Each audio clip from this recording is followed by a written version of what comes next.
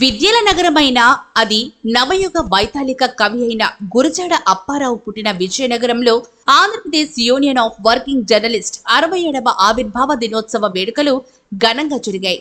ఈ వేడుకలకు ముఖ్య అతిథులుగా రాష్ట్ర మంత్రి కొండపల్లి, అలాగే స్థానిక ఎమ్మెల్యే అదితి నెల్లిమర్ల, చీపురుపల్లి ఎమ్మెల్యేలు నాగం మాధవి, కళా వెంకట్రావులు హాజరయ్యారు.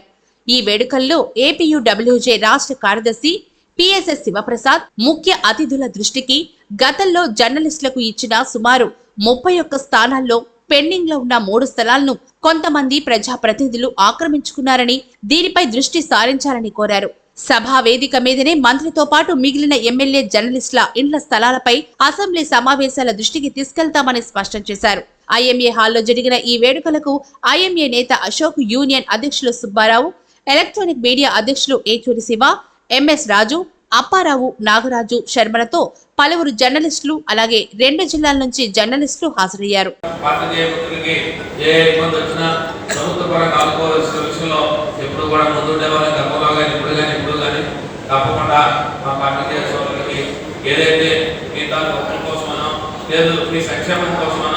ఏదైతే ఏర్పడిన సంఘం ఉందో ఇది మరి దినదిన వర్ధిల్లాలని, ఇంకా మరింతగా ఇది పటిష్టంగా ఉండాలని, దీంట్లో ఉన్న సభ్యులందరూ కూడా వారి వారి సంక్షేమం కూడా చూసే విధంగా ఉండాలని, దానికి మా వంతుగా ప్రజాప్రతినిధిగా సహాయ సహకారాలు ఎప్పుడు ఉంటాయని, అలాగే వ్యక్తిగతంగా కూడా మా వంతుగా సహాయ సహకారాలు ఉంటాయని, ఎప్పుడు కూడా సంఘం మరింతగా పటిష్టంగా ఉండాలని, దీంట్లో ఉన్న మీ అందరి తాలూకా మీ తాలూకా ఏదైతే మీ వెల్ఫేర్ ఉందో వెల్ఫేర్ కూడా చూడాల్సిన బాధ్యత మరి పాలకులుగా ప్రభుత్వాలు కూడా ఉన్నదనే బాధ్యతని మేము కూడా గుర్తిస్తూ తప్పకుండా మీకు అభ్యర్థం వచ్చినప్పుడు మీకు కావాల్సిన అన్నింటిలో కూడా అందుబాటులో ఉంటామని చెప్పి మీరు ఖచ్చితంగా సోషల్ సర్వీస్ ఏదైతే ఉందో దాని మీద పబ్లిక్ మీరు రెస్పెక్ట్ పెంచుకునే విధంగా మీ తరఫున సేవ ఉండాలని ఈ వేదిక ద్వారా కోరుకుంటున్నాను.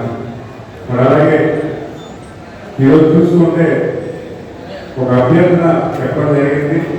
అంటే జర్నలిస్ట్ వెల్ఫేర్ యాక్టివిటీస్ ఏదైనా ఉంటే దాన్ని ప్రతిపాదించమని.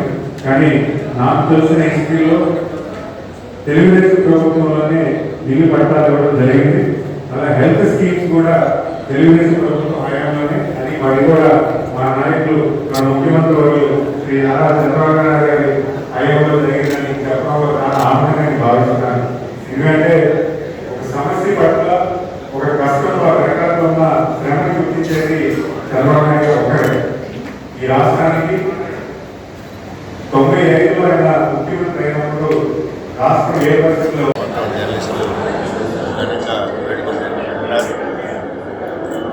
అలాగే రాష్ట్రంలో కొత్తగా ఏర్పడిన తెలుగుదేశం ఆధ్వర్యంలోని కూటమి ప్రభుత్వం జర్నలిస్టుల సమస్యల పరిష్కారంలో ముందుకు పోయే దిశగా అడుగులేస్తుందని భావిస్తున్నాం.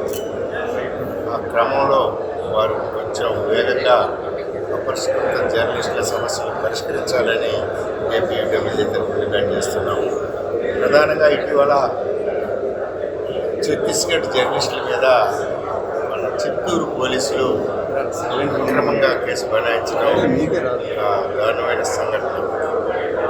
ఛత్తీస్గఢ్లోని కుంట ప్రాంతంలో ఉన్న పోలీసు అధికారులు అక్రమంగా జర్నలిస్టుల కారులో గంజాయి పెడితే దాని మీద ఆ రాష్ట్ర ప్రభుత్వం వెంటనే స్పందించి అక్కడున్న జర్నలిస్టుల రక్షణ చట్టానికి అనుగుణంగా ఆ పోలీసుల మీద చర్యలు తీసుకోవడం జరిగింది. కానీ మన రాష్ట్ర ప్రభుత్వం వాళ్ళని అరెస్ట్ చేసి రిమాండ్ పంపిన చిత్తూరు సిఐ అక్కడ పోలీసుల మీద ఎలాంటి చర్య తీసుకోకపోవడం దృష్టికరం. ఈ విషయాన్ని రాష్ట్ర ప్రభుత్వం పోలీసుల దృష్టికి తీసుకెళ్ళాం. సోమవారం నాడు హోమ్ మినిస్టర్ డీజీపీ గారితో కలిసి మరోసారి మాట్లాడి ఆ విషయంలో న్యాయం చేయకపోతే చెలో మాడేరు కార్యక్రమాలు ఎప్పుడైతే చేపట్టబోతుంది. కూటమి ప్రభుత్వం ఎన్నికల సందర్భంగా ఇచ్చిన అనేక సందర్భాల్లో జర్నలిస్టులకు చేసిన మాటలకు అనుగుణంగా, చెప్పిన వాగ్దానాలకు అనుగుణంగా వెంటనే జర్నలిస్టులందరికీ అప్లికేషన్ ఇవ్వాలని, అలాగే ఉచిత ఇంటి స్థలంతో పాటు నిర్మాణ కార్యక్రమానికి ప్రణాళికను వెంటనే ప్రకటించాలని, ముఖ్యంగా ఆగిపోయిన వెల్ఫేర్ స్కీమ్స్ అన్ని వెలుగులో తీసుకొస్తాం. యాక్సిడెంట్